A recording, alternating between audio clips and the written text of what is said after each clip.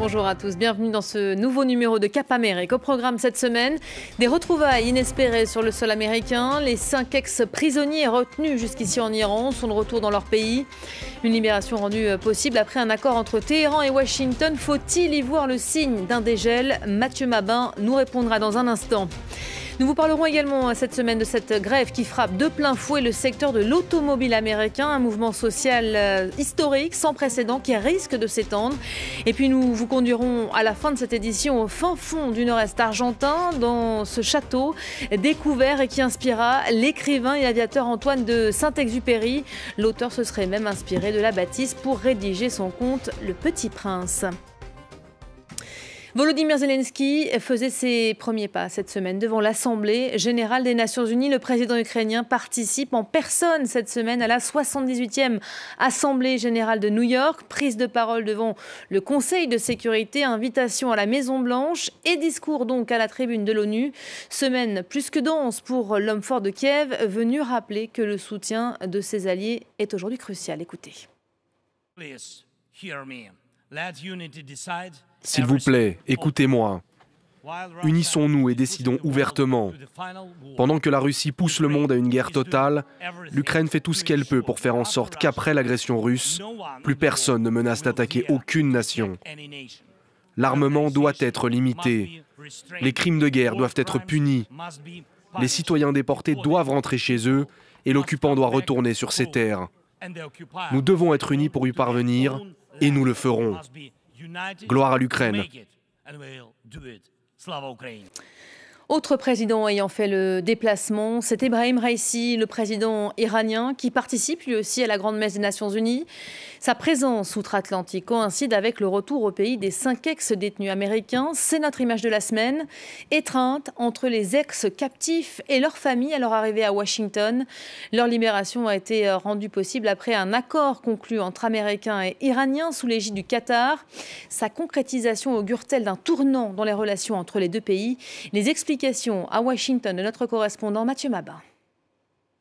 Techniquement, il n'y a plus de relations diplomatiques entre Téhéran et Washington depuis 1979. Et donc, dans une certaine mesure, on peut considérer que le fait que les deux pays soient parvenus à un accord pour la libération de leurs ressortissants relève déjà de la performance. Mais attention, le fait que l'administration américaine soit prête à des concessions pour libérer des citoyens américains ne doit absolument pas être considéré comme une quelconque forme de fléchissement de la posture diplomatique américaine. Et certainement pas dans le dossier du nucléaire iranien.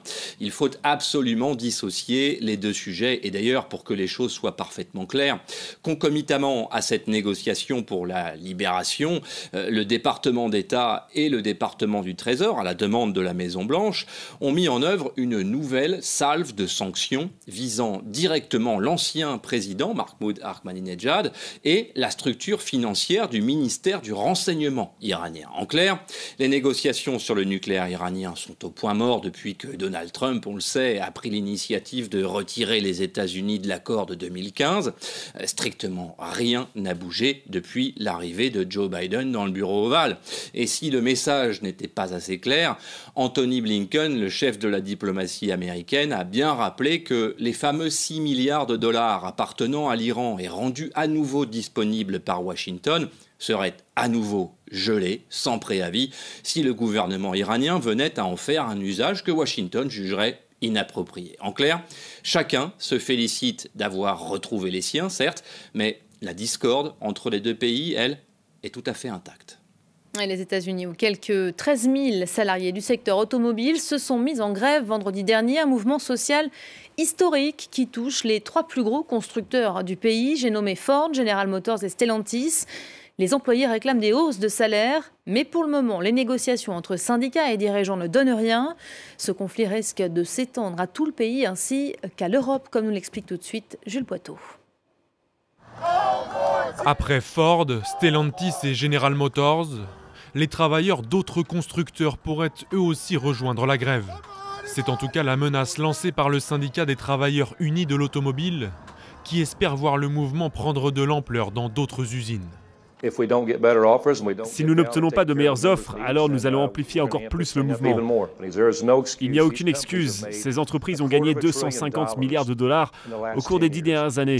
21 milliards de dollars rien qu'au cours des 6 derniers mois. Pendant ce temps-là, les conditions de travail ont régressé. Le syndicat exige le double des augmentations salariales proposées, 40% au lieu de 20% sur 4 ans. Une augmentation identique à celle qu'ont obtenue les PDG selon les syndicats. Les grévistes souhaitent également une semaine de travail plus courte et des salaires plus équilibrés en fonction des postes.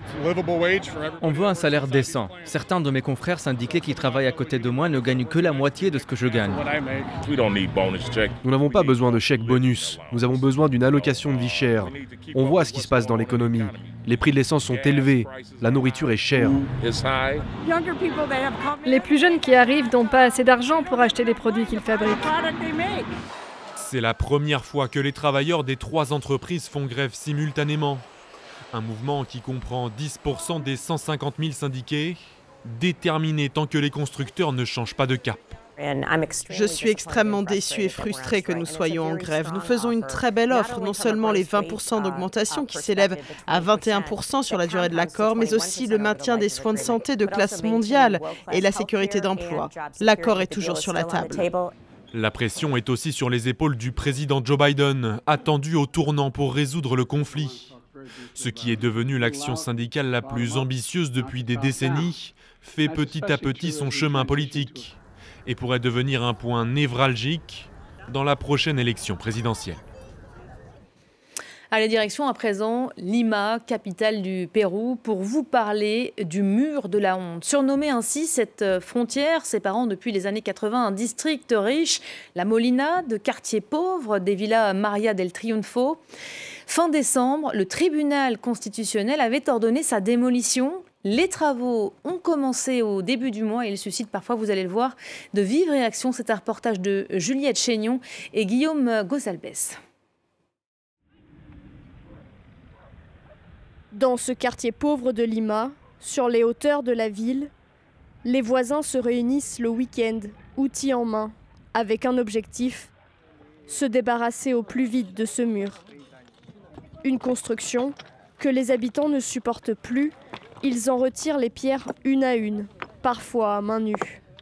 Il y avait initialement des tiges d'acier que nous avons déjà retirées. Ici, comme vous voyez, on a enlevé le bois. Et maintenant, on va détruire tout le mur.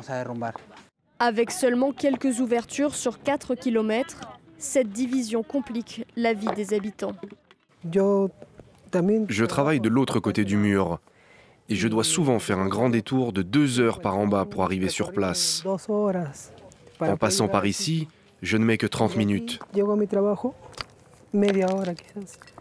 Pour les habitants, c'est aussi un symbole qui tombe.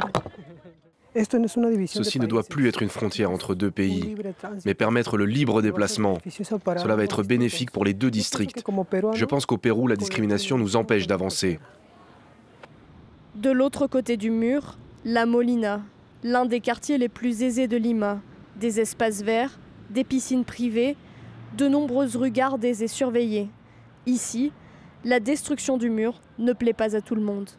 Peut-être qu'il y a aussi une question de sécurité. Parce que s'il y a trafic de terrain, il peut y avoir usage de la force, non? Ils peuvent essayer d'entrer sur notre district avec l'occupation illégale de terrain.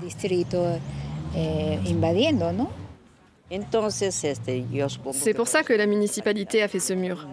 C'était une mesure de protection, pas de discrimination, comme aiment le dire certains. Le tribunal constitutionnel avait émis l'ordre de démolir le mur il y a 8 mois. Une décision que ce magistrat veille à faire respecter. Notre pays est marqué par plus de 200 ans d'inégalité. Donc notre décision n'est pas toujours bien comprise.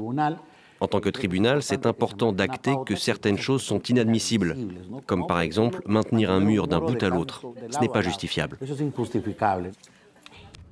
Mais le mur de la Molina n'est qu'une séparation parmi d'autres. À Lima, 5 km de béton divisent encore d'autres quartiers. Allez, avant de nous dire au revoir à présent, bref arrêt au fin fond du nord-est argentin, au milieu du vaste parc entourant un château en ruine. Il trône une statue du Petit Prince perchée sur son astéroïde. Elle témoigne du séjour dans l'étrange demeure il y a près d'un siècle de l'écrivain et aviateur Antoine de Saint-Exupéry. J'ai nommé le château de San Carlos. Il a été construit en 1888. Étienne Paponneau nous fait tout de suite la visite. Regardez. C'est un lieu à l'histoire singulière qui pourrait bien avoir inspiré un monument de la littérature. Construit à la fin du 19e siècle, à 400 km au nord de Buenos Aires, le château San Carlos aurait inspiré Antoine de Saint-Exupéry pour l'écriture du Petit Prince. En 1929, l'écrivain, alors dans l'aéropostale, survole le site. Après une panne qui le force à atterrir en urgence, il rencontre alors les 2 jeunes filles qui vivent au château, à l'époque occupée par une famille française, les Fuchs-Vallon. Il a été très surpris. Premièrement, parce qu'elle se moquait de lui, en français. Deuxièmement, parce qu'il croyait ne plus être de ce monde. Car qui aurait pensé qu'il trouverait des gens qui parlaient sa langue maternelle ici? L'écrivain nous vit une amitié avec les 2 jeunes filles, Suzanne et Eda, subjuguées par leur amour des animaux, et rencontrent leur compagnon domestiqué, un renard. Pour Paolo Tissocco, directeur du site acquis et restauré en 2014 par la ville de Concordia, le séjour de Saint-Ex au château lui aurait inspiré le conte philosophique du Petit Prince. La selva, el río, el rumor del río cuando está abajo.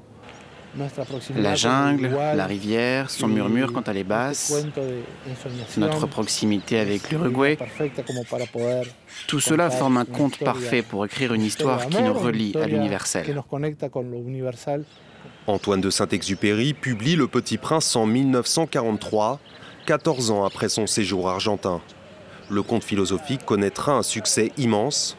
Il serait le 2e livre le plus vendu de l'histoire, après la Bible. Et c'est déjà la fin de ce numéro de Cap Amérique. Merci à vous de l'avoir suivi. Restez à nos côtés. D'autres infos tout de suite sur nos antennes. Quant à moi, je vous donne rendez-vous la semaine prochaine, même heure, même continent. À très vite.